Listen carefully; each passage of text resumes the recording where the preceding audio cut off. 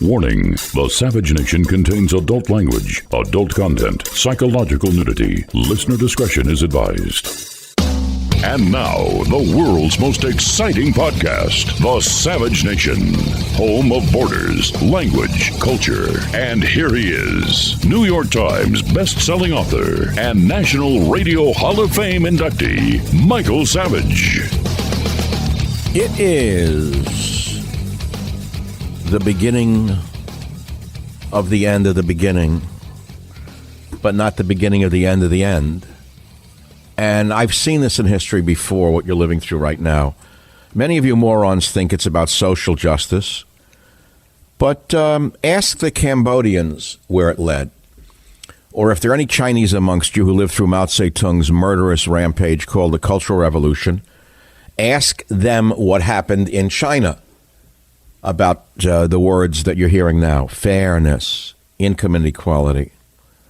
And you'll see where it's going to lead in this country. Of course, they didn't have a Second Amendment. Nevertheless, they'll be calling for the seizure of guns. If Biden wins, as sure as I'm sitting here, the first thing on his plate is going to be the elimination of the Second Amendment. Today, they all wore African scarves. Of course, they're not African scarves. How did they have them made up so quickly? The dunces on their knees wearing these colorful scarves. Nice scarves, by the way. When I saw Charles Schumer wearing the colorful scarf to show his solidarity, I said that how pathetic can these people get? The answer is there's no bottom to how pathetic they can get. Now, I could ask you some questions and tell you no lies, which I will do.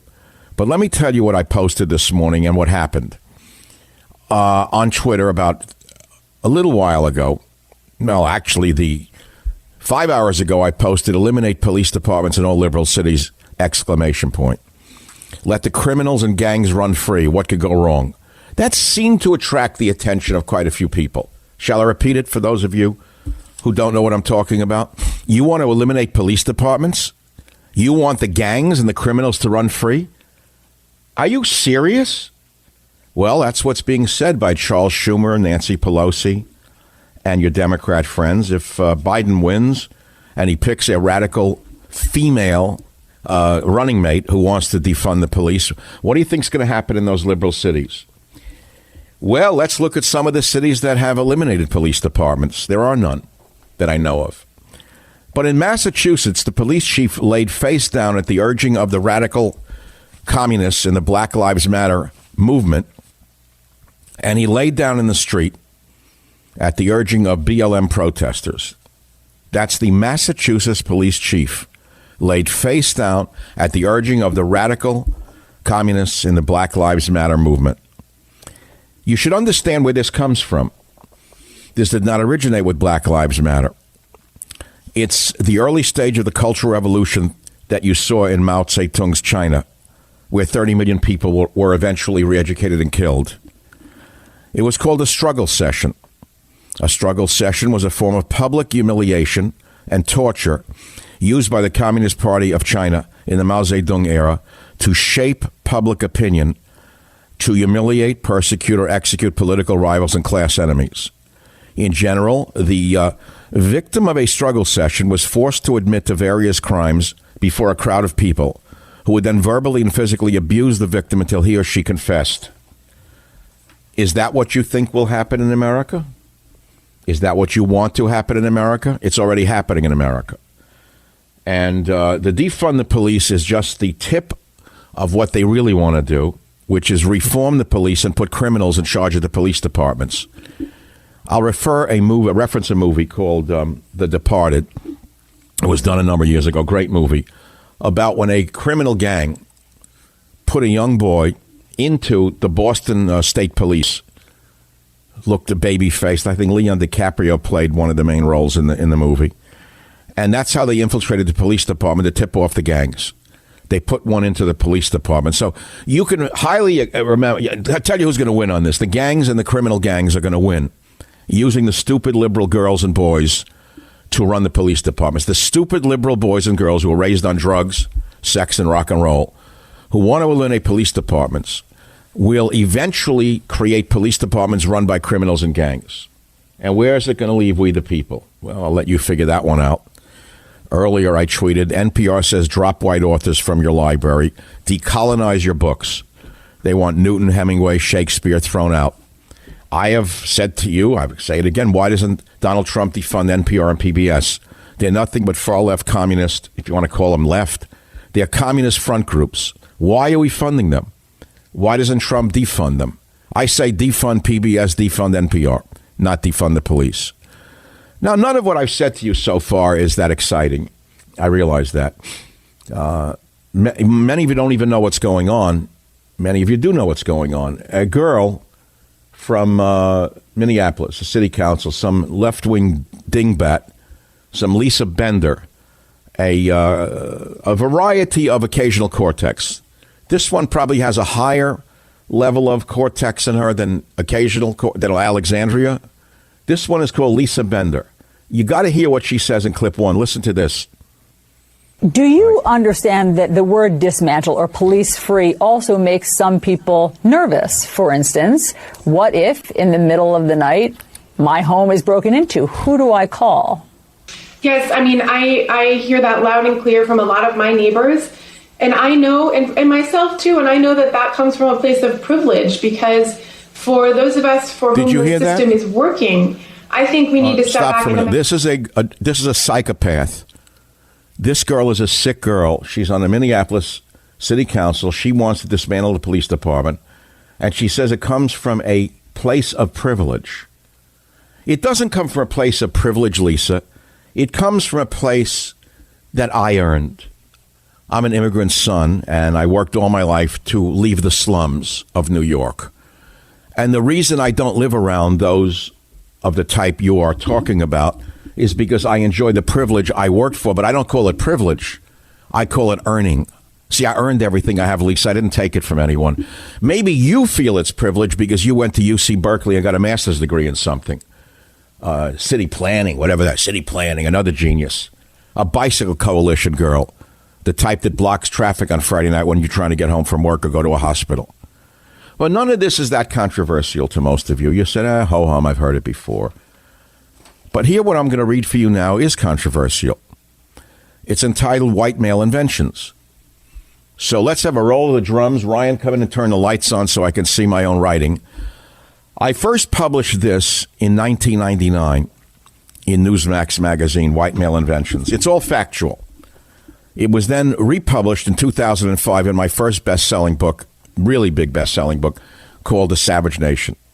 And I'm going to read it to you cold. If you disagree with it, tell me on what basis you disagree with this. White Male Inventions, written on December 15th, 1999 by Michael Savage. And here we go.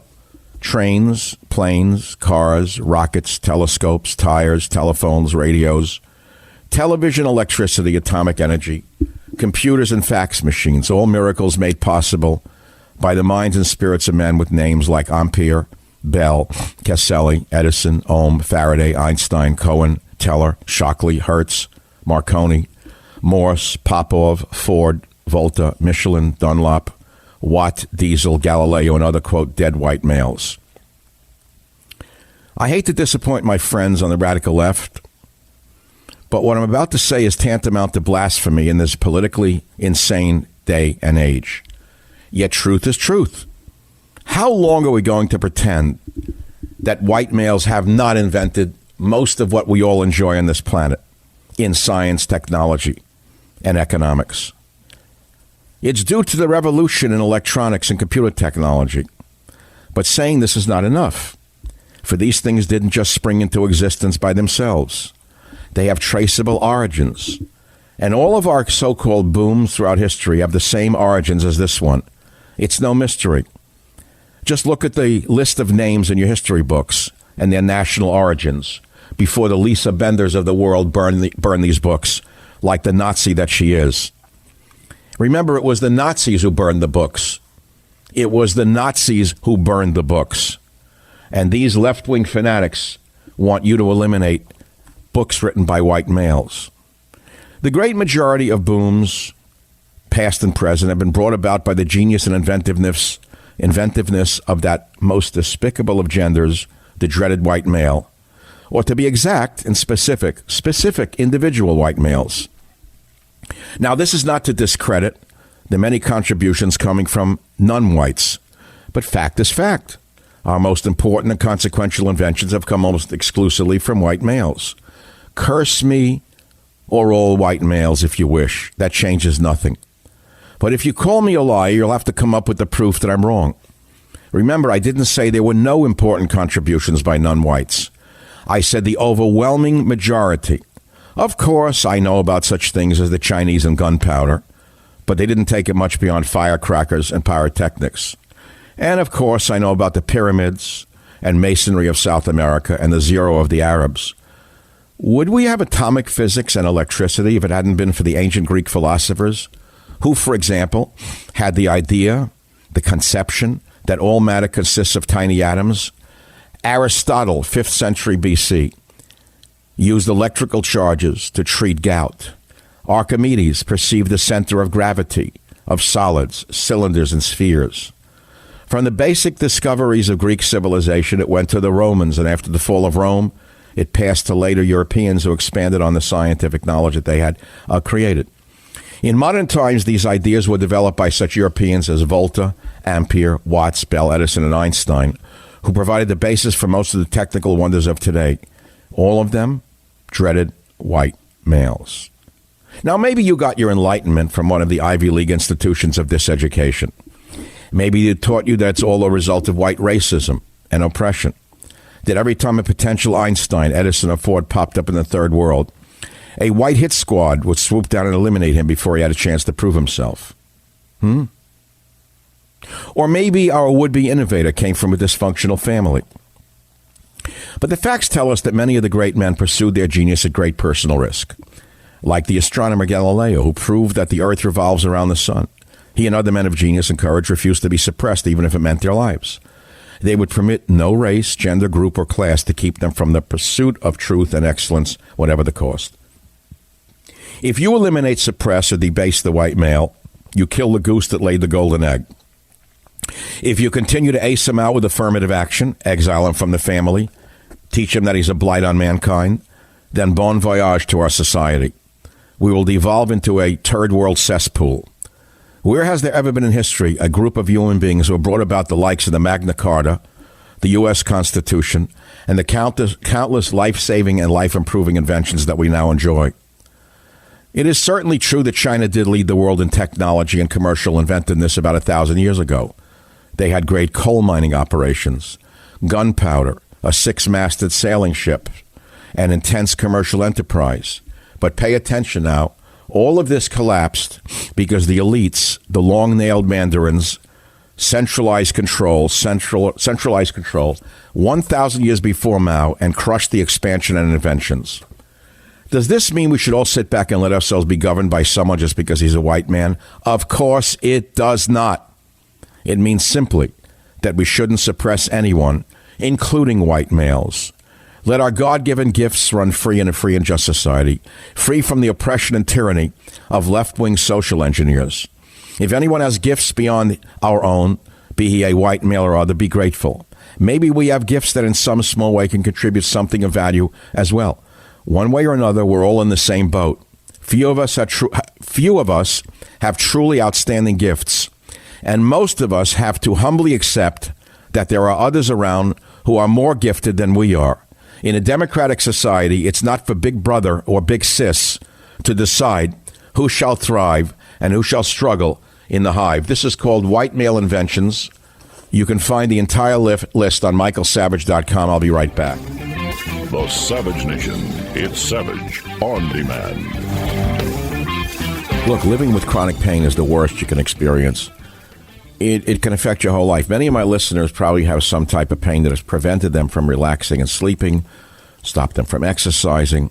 I want you to look at Omax Health. If you're looking to get rid of nagging muscle and joint pain immediately while providing long-lasting recovery, you need to try the natural breakthrough pain relief solution, CryoFreeze CBD roll-on developed by Omax Health. This really works. It's a non-prescription. It reduces inflammation, improves muscle and joint flexibility. Best part is this. This 100% natural CBD-powered remedy works its magic within 10 minutes of application and relief lasts up to 8 hours, much longer than over-the-counter products. It really works. Omax Health is offering my listeners 20% off a full bottle of cryo-free CBD pain relief. Roll on. It rolls on, not a pill. And you get free shipping. This discount also applies to any product they sell on their entire site. How do you get this? Go to omaxhealth.com today. Enter code SAVAGE. That's Omax Health, OMAX Health.com, code SAVAGE. You get 20% off CryoFreeze. Anyone from athletes to Grandma Josie can benefit from this immediate pain relief. And remember, CBD is not the part that causes any psychoactive effects. It's pain relief only. You have pain that won't go away, then you qualify for Omax CryoFree. Simply roll it over where it hurts and ice out the pain. It feels great, too. No messy creams or horrible fragrances like some of those other products. Really, it has no scent.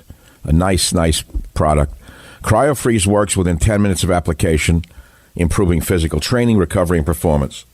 Go to omaxhealth.com, enter code SAVAGE to get 20% off CryoFreeze and site-wide. This product is the real deal. It works. Go to omaxhealth.com, code SAVAGE. You're going to get 20% off and anything else on their site. That's omaxhealth.com, code SAVAGE. There are everyday actions to help prevent the spread of respiratory diseases. Wash your hands. Avoid close contact with people who are sick. Avoid touching your eyes, nose, and mouth. Stay home when you are sick. Cover your cough or sneeze. Clean and disinfect frequently touched objects with household cleaning spray. For more information, visit cdc.gov/COVID-19. Furnished by the National Association of Broadcasters and this podcast.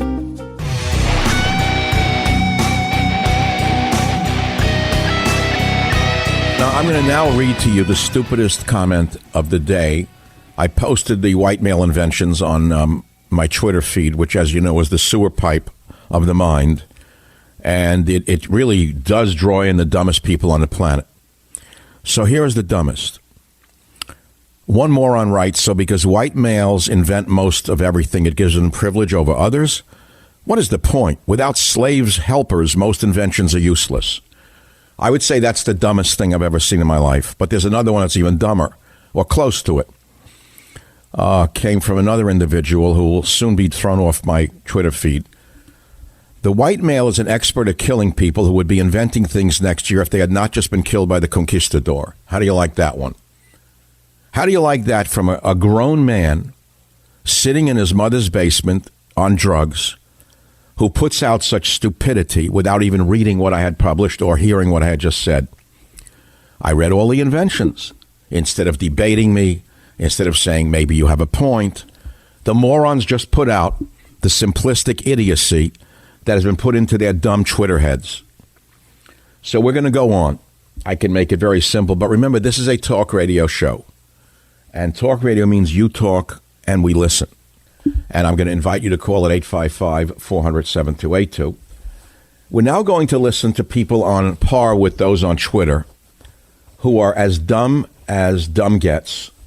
Here is an illegal immigrant. Well, she's at Omar from isn't she from Minneapolis, Omar? Is she not the one who this nation took in from Somalia? Is she not the ungrateful, horrible poster person for an ungrateful immigrant who never should have been permitted in the country? Isn't Omar the poster girl for everything wrong with immigration and open borders? Listen to what this ungrateful human being has to say about the Minneapolis police in 6. I will never stop saying not only do we need to disinvest in police, but we need to completely dismantle the Minneapolis Police Department. All right, shut up. Get her out. Send her back to Somalia. Please get her out of my country. It's too late for that, isn't it? So Minneapolis, the liberal city, invited in Somalis. They elected this creature, Omar, who now wants to dismantle the police. Anyone see Black Hawk Down? Anyone see the movie Black Hawk Down in our homeland? Michael Savage, a host like no other. Okay, you know I'm a car guy. You know I've had a Hellcat. And with the ever-increasing numbers of cars like Dodge, BMW, and Volkswagen, and models like the Hellcat, X3, and Jetta, it's now impossible to stock all the parts you need in a traditional chain storefront. We all know that. I'm a car guy, and I'm telling you, why endure often pointless or seemingly intimidating questioning and wait while account demand orders the parts on his computer, choosing the only brand his warehouse happens to carry? You have computers with access to rockauto.com right in your home and in your pocket. One reason to repair and maintain your cars is to save money that you could then use for other important things like the mortgage or food. Why would you choose to spend 30%, 50%, 100% more for the exact same auto parts in a chain store or new car dealership when you could do it at home on your own computer? Now, you may not know this, but chain stores have different price tiers for professional mechanics and do-it-yourselfers. RockAuto.com's prices are the same for everybody, and reliably low they are. RockAuto.com always offers the lowest prices possible, rather than changing prices based on what the market will bear like airlines do. RockAuto.com is for everybody and does not require membership or account login. Does not require this. You could just do it yourself. RockAuto.com is a family business, serving auto parts customers online for 20 years. Just go to rockauto.com to shop for auto and body parts from hundreds of manufacturers. They have everything from engine control modules and brake parts to tail lamps, motor oil, even new carpet sets. Whether it's for your classic or daily driver, get everything you need in a few easy clicks, delivered right to your door. The rockauto.com catalog is unique and remarkably easy to navigate. You can quickly see all the parts available for your vehicle and choose the brands, specifications, and prices you prefer. But best of all, prices at rockauto.com are always reliably low, and the same for professionals and do-it-yourselfers. Go to rockauto.com right now and see all the parts available for your car or truck. Write SAVAGE in their How Did You Hear About Us box so they know we sent you. That's SAVAGE. They have an amazing selection, reliably low prices, all the parts your car will ever need. Don't stand online in an auto parts store and wait for the hostile clerk to get back to you. Go to rockauto.com. All the parts your car will ever need. Rock Auto. All the parts your car will ever need. RockAuto.com.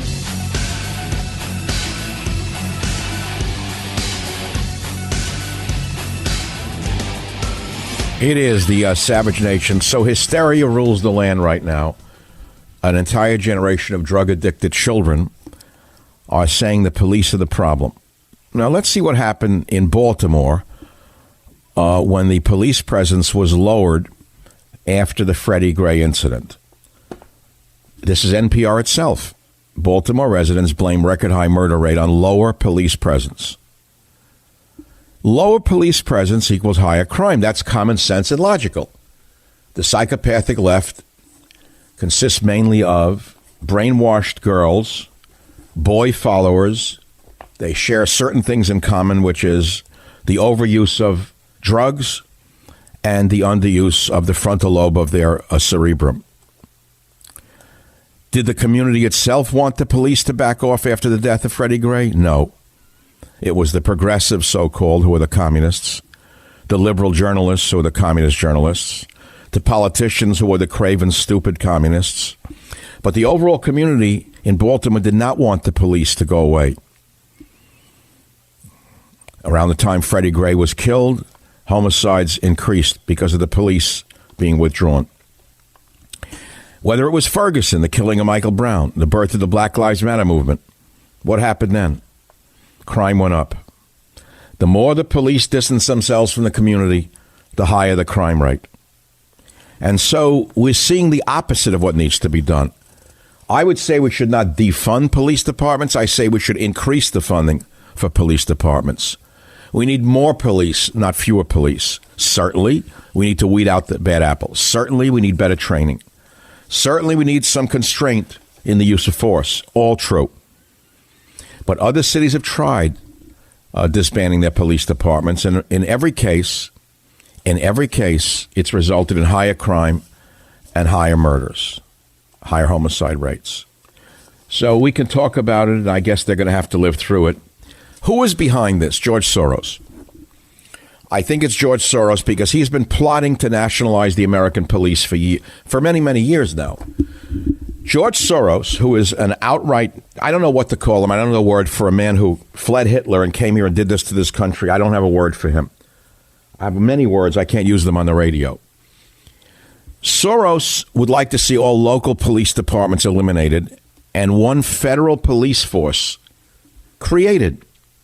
Why do you think the left wants a federalized police force and no local control? It's very ironic to me that the left, which is always screaming about community control, community control, community this, community that. Remember those days of the same? Community this, community that. Local control, local control. Now they want national control of our police. Why does George Soros, who hates America, want one federalized police force so they could answer to one or two people in the White House when the Democrats seize power in their mind? They want national control over every police department in the country. How'd that work out in Mexico with the federales? Anyone know how that worked out for the Mexican people? Where the federales are known to be the most corrupt police force in the world? You don't understand this. Now, the Soros plot was outlined in an Open Society Foundation document. And this came up during the Obama era in a great article, September 2016, in the New American by Alex Newman. It's a very interesting story about federalizing control of American police under the guise of pushing criminal justice reform. And Alex Newman got this through hacked emails and documents from his shadowy Open Society empire. You can read about it on michaelsavage.com, where I linked the article. You, the people, are no different than me, the people. I, Michael Savage, am very upset by the communism that I see arising in front of my eyes. This is not progressivism. This is naked Maoism. And where it will end is anyone's guess. How it will be stopped is anyone's guess. And when you see people who know better, craven mad politicians, mad on power, Pelosi, who is using the death of George Floyd to push forward an agenda she knows is a lie in her heart. She's one of the richest, most powerful women on the planet. You're telling me she doesn't want police in San Francisco? She wants no guards around her mansion? You're telling me Dianne Feinstein doesn't want police and guards around her mansion up in Pacific Heights? Are these people this crazy to try to stir up the masses like this, to attack the police like this? How can the San Francisco Police Department ever go to an emergency call for these people ever again? How? I don't know what it's like to be a cop or a state trooper or a sheriff anymore. I've always known it's the toughest job on the planet, but I don't think it's going to be a tenable position very soon if this keeps up. And the only people who can stop this madness are we the people. We the people have to stand up to the insane left and say no, absolutely not. And when they say to you, defund the police, say no, police need more funding and more support now more than ever. They need more funding, more support, and more training. We're not defunding the police. We want more police to keep people like you away from us with your gangs. And so here we are. Let's see what you have to say about that. Let's see what people like Joe in San Francisco have to say. Joe, welcome to the program. Mike, hey, they wrote a book in the 60s called The Naked Communist. And yes, I played the sound. I played the sound from it. So what's the point of that? Well, he made a scorecard of all the points of turning America into a social state of how... Wait, who wrote this book? It was called The Naked Communist, and was written in the 60s, and it was also read at Congress. Well, who wrote the book is what I'm asking. You're quoting a book. Who wrote it? You know, I'd have to look further. I played the soundbite years ago of J. Edgar Hoover in his quotes on The Naked Communist, and I think that's what you're quoting from. But what's your main point?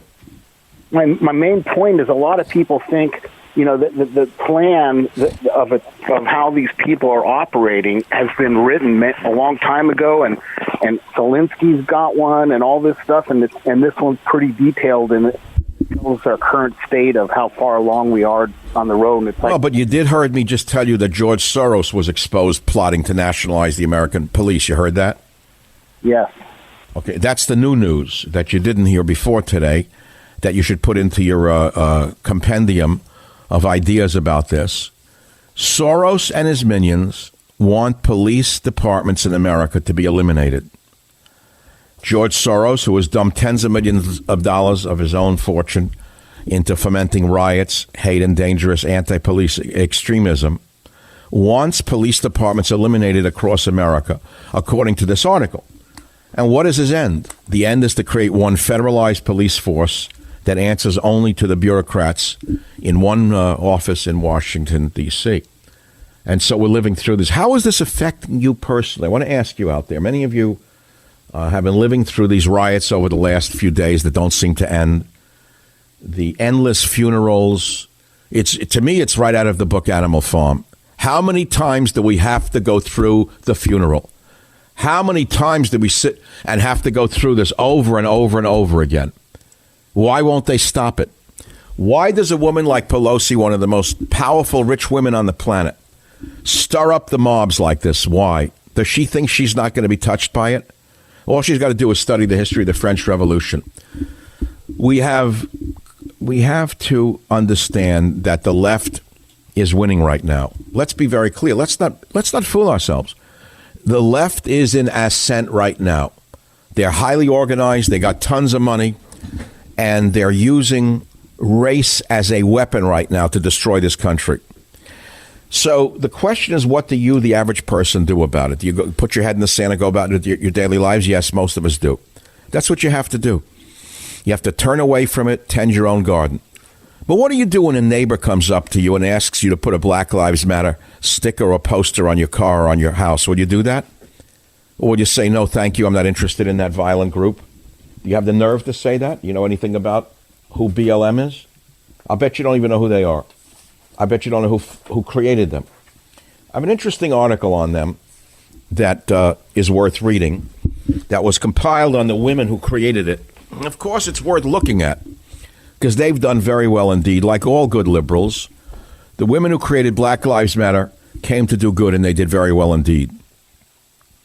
TargetLiberty.com did a background on the Black Lives Matter organization, and it was founded in 2013 in response to the acquittal of George Zimmerman and the killing of Trayvon Martin. The organization was founded by three women: Patrice Kahn-Cullors, Alicia Garza, and Opal Tometi. According to the Black Lives Matter website, Cullors is a queer black woman, and of course a Fulbright scholar like Bill Clinton. She is a board member of the Ella Baker Center for Human Rights. She is the 2018 recipient of the Jose Munoz Award from CLAGS, whatever that is. Oh, that's the Center for LGBTQ Studies at the CUNY Graduate Center. Garza is currently the Special Projects Director for the National Domestic Workers Alliance. Well, when you hear Workers Alliance, you know what that is. That's communism.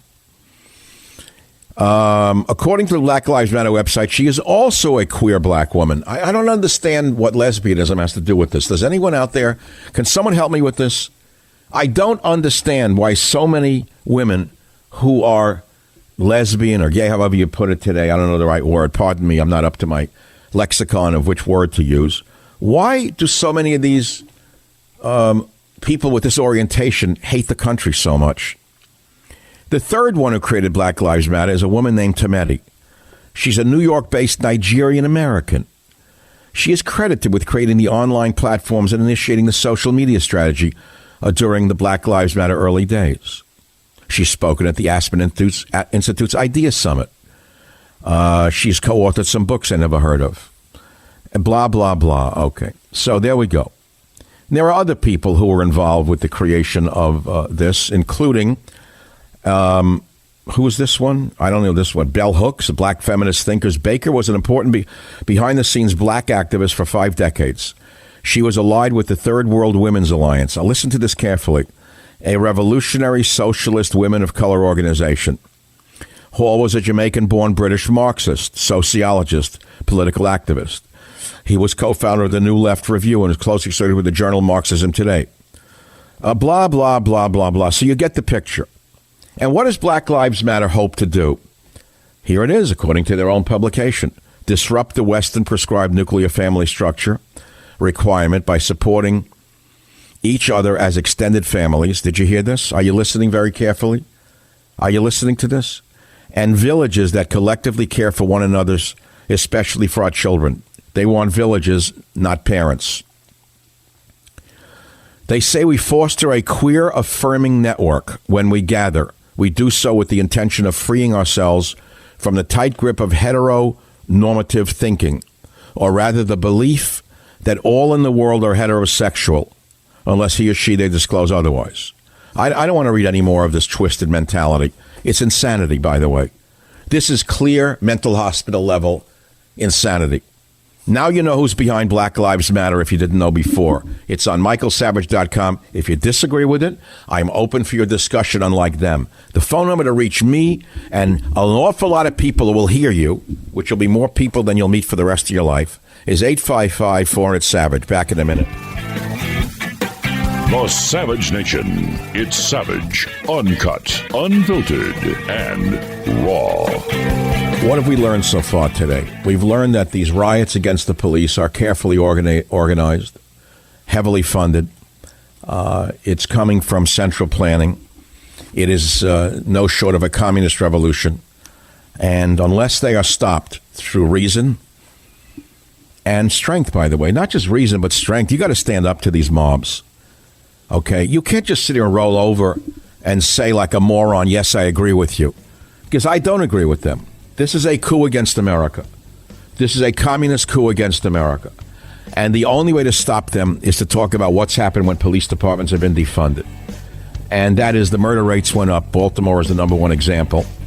And the other answer is, I say we should increase funding for police departments.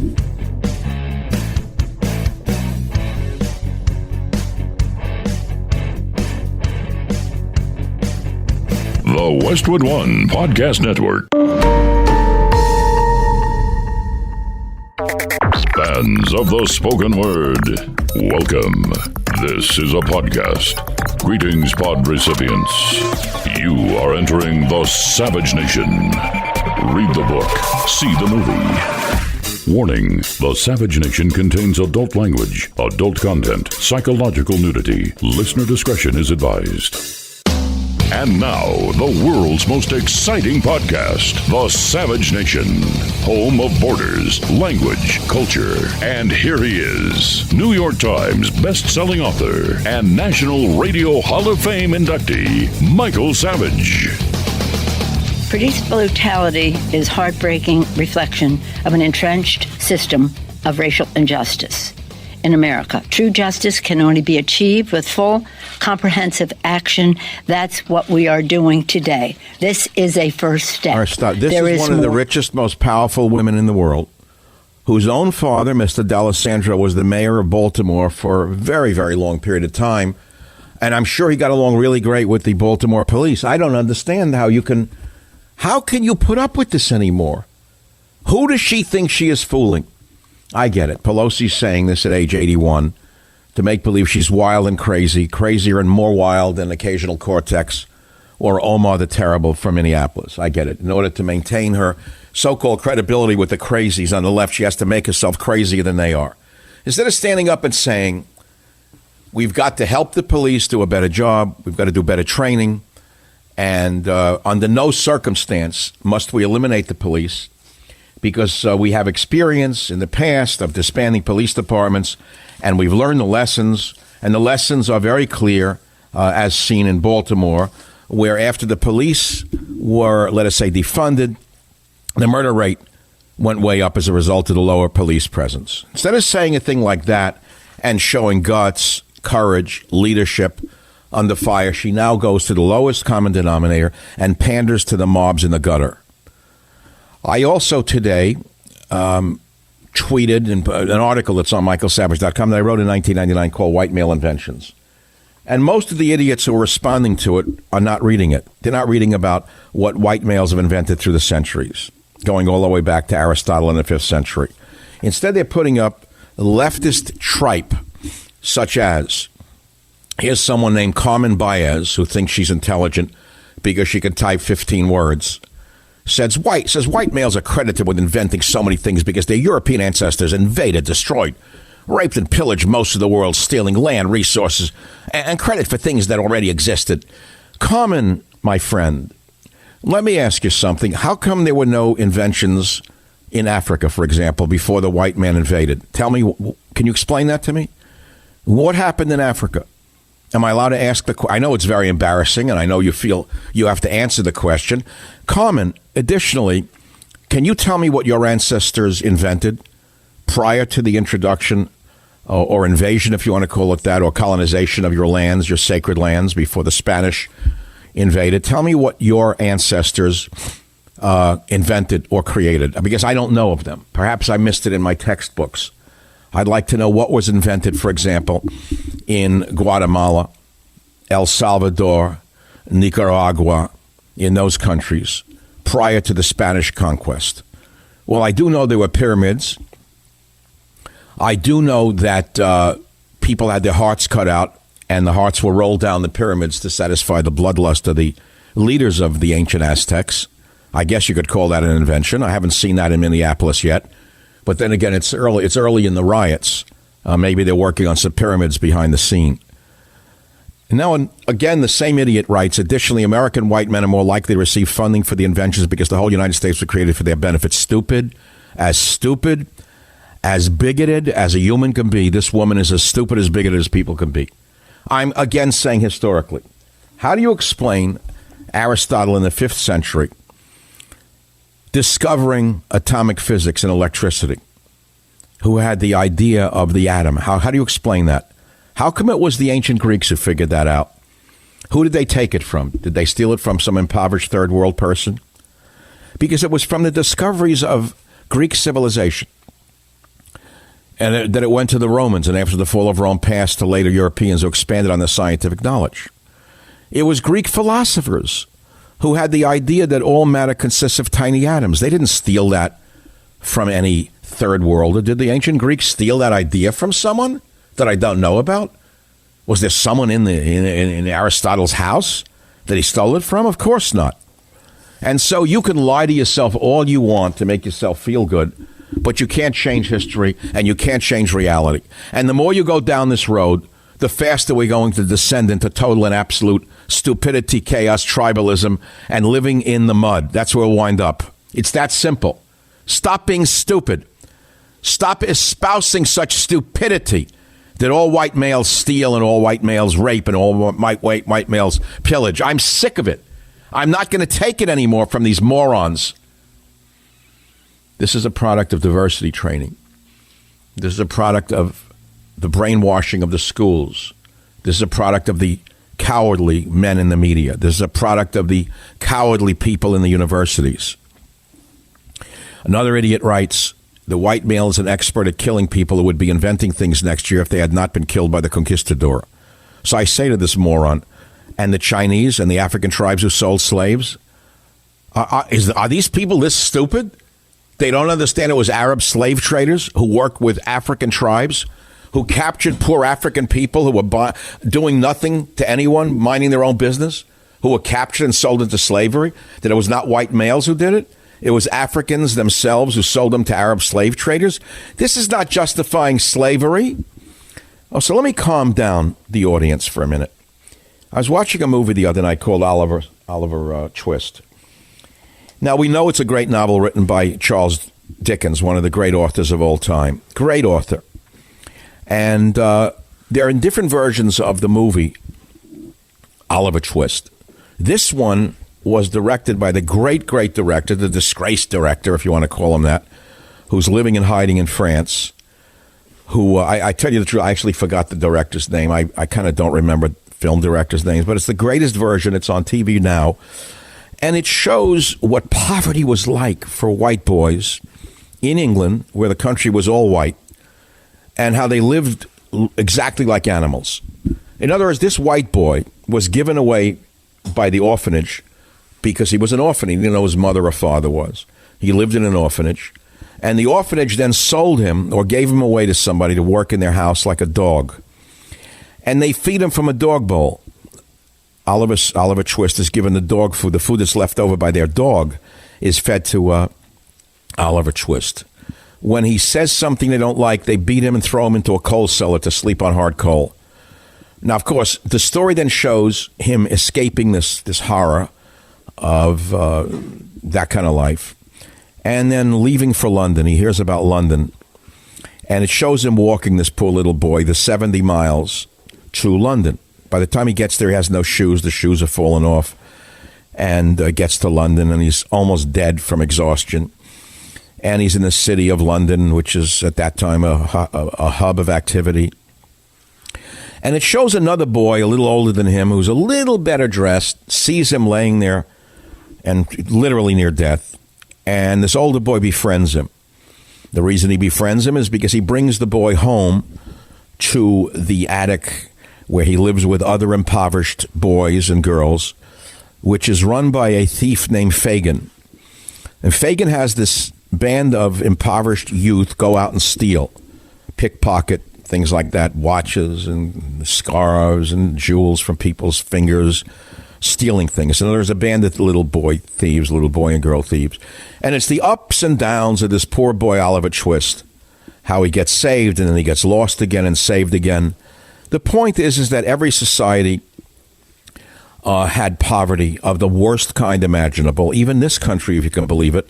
There was a time during the period of the Great Depression where people starved almost to death. You wouldn't know that because it's been expunged from the history books by the vermin in the universities. Take a look at what the Dust Bowl was. Take a look at the white people who were starving to death.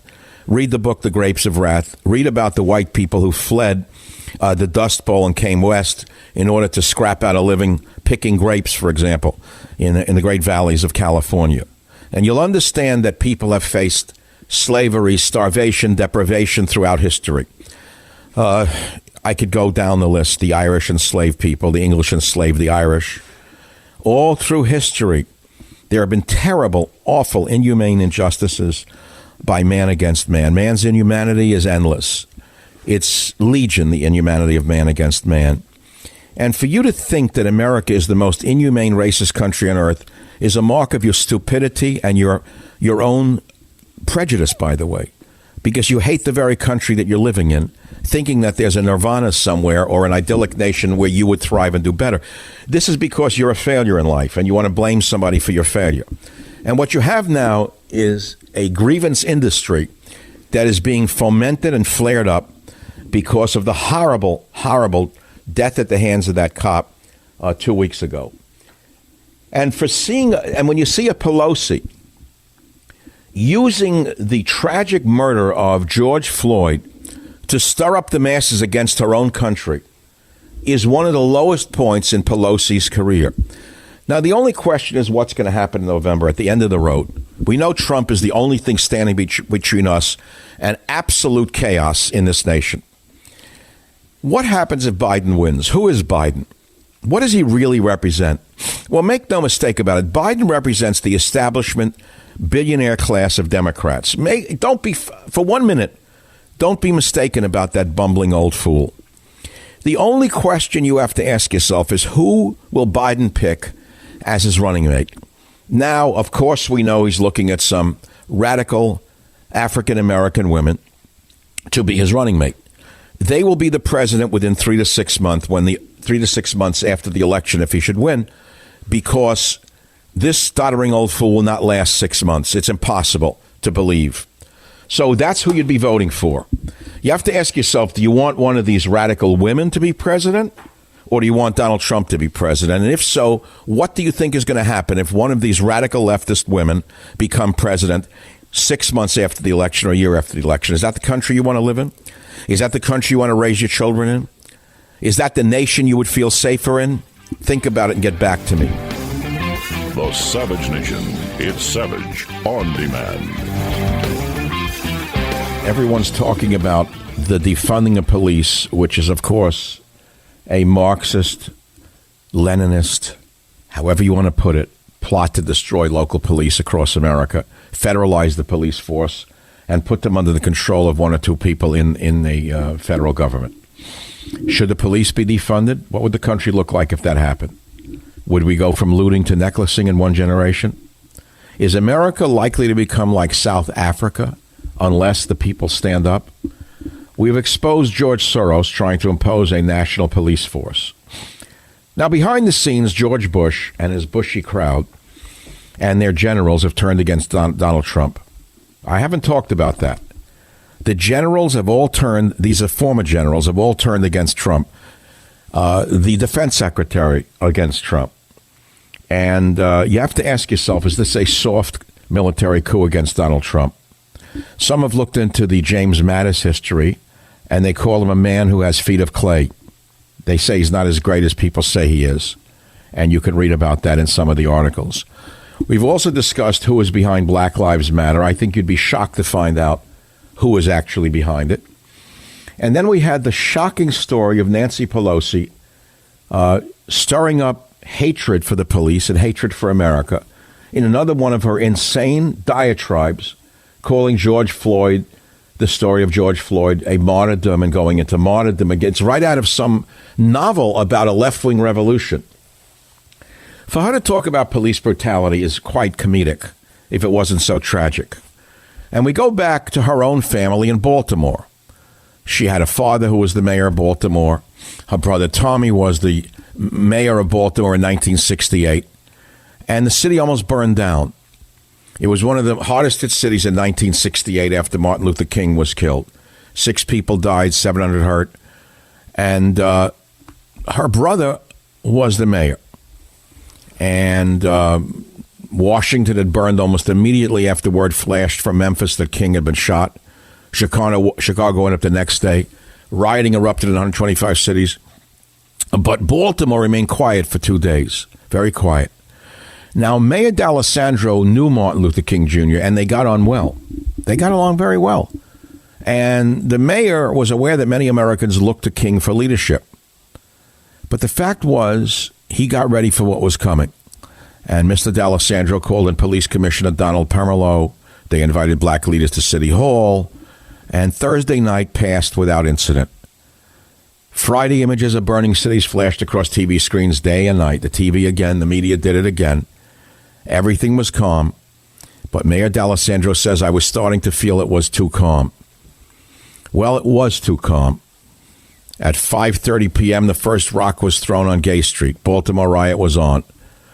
A few hours after the outbreak, Mr. D'Alessandro went on TV and appealed for calm. He didn't get it.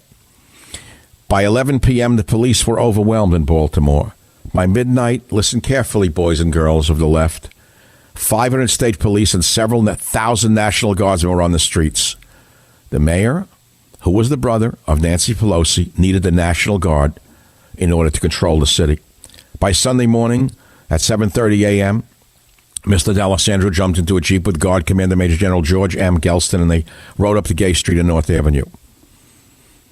I'm trying to tell you something. Her own brother was the mayor, and he called out the National Guard to try and save his city. Why is Pelosi aligning herself with the worst of the worst at a time like this? Why is she not showing any leadership?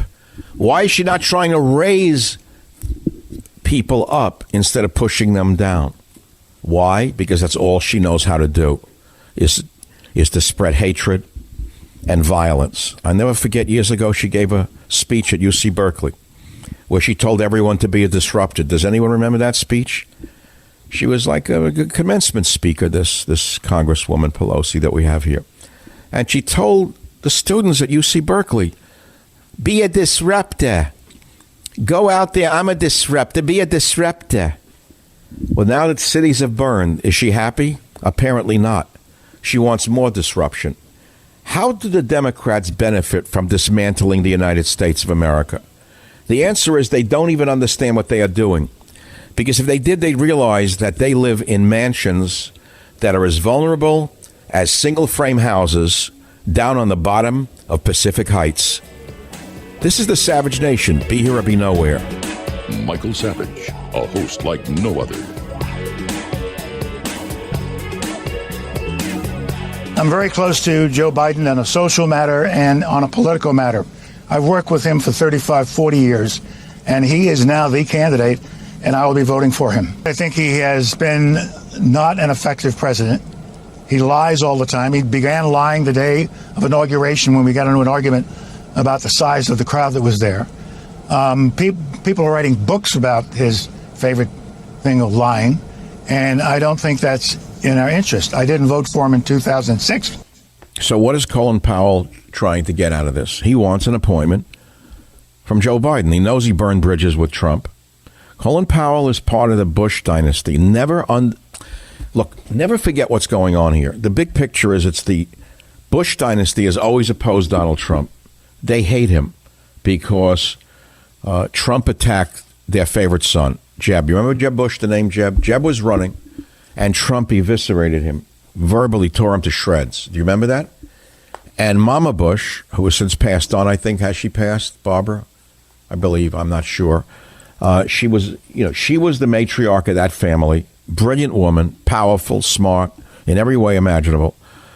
She never forgave Trump for what he did to Jeb Bush. Colin Powell's part of that dynasty, and he's vying for some appointment under the Biden presidency, probably defense secretary. I don't know what he wants. They all want something. Then we have Mitt Romney, who has always been a strange bird. Mitt Romney, I had lunch with him years ago in a restaurant in North Beach. He was a very gentle man, nice man, smart man. And I don't understand him, Mitt Romney. Here he is in 23, attacking again America in 23. We need a voice against racism. We need many voices against racism and against brutality. We need to stand up and say that Black Lives Matter. Pandering. But it's not limited to them. Then you've got the crazies on the left who've let their cities burn. Like, do I have to say de Blasio? How many times do we have to say de Blasio till you understand it's now a noun? It's become a verb, actually, not a noun. A noun is a person, place, or a thing. He's become a verb. The word itself, de Blasio, is now a verb. And you know what that verb means. Listen to him now, the verb de Blasio.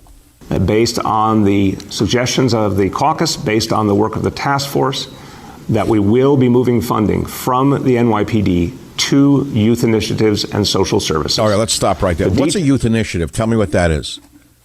What is a youth initiative? Can anyone explain what a youth initiative is? How many youth initiatives have there been that have changed nothing? Doesn't work. So, I guess he wants to go back to the 60s where the adage was, burn, baby, burn. Burn, baby, burn. I guess that's de Blasio's new campaign slogan, burn, baby, burn. I think it's been tried before.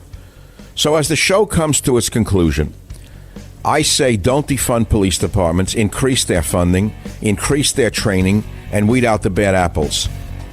If you missed any of this great show, it's all on my podcast in about 1 hour from now. God bless America.